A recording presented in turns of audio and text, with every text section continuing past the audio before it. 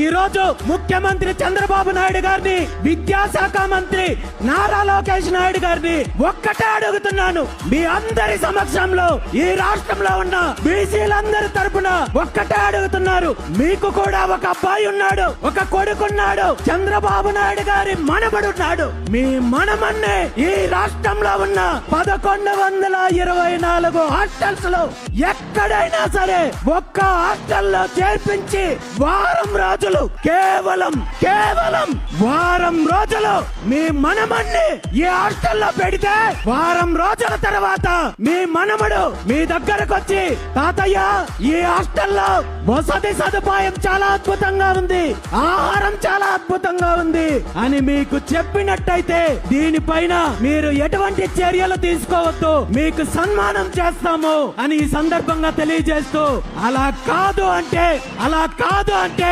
ఇప్పటికైనా కళ్ళు తెరిచి ఏ వేల మంది విద్యార్థులు భవిష్యత్తును నిర్ణయించే సాంఘిక సంక్షేమ హాస్టళ్లను వెంటనే సొంత భవనాలు నిర్మించాలి.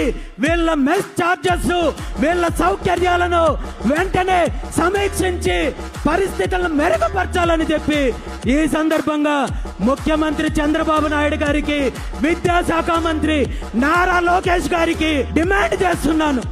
అమ్మా నారా బ్రాహ్మణి గారు, మీరు నన్ను క్షమించాలి. నేను ఈ మాట ఎందుకన్నానంటే మీ బిడ్డను కష్టపెట్టాలో లేదా మీ బిడ్డని బాధ పెట్టాలో అని కాదు. వేలాది మంది మా బిడ్డల యొక్క కష్టము మీకు తెలియాలనే నేను చెప్తున్నాను తప్ప మీ బిడ్డను బాధ పెట్టాలని కాదు.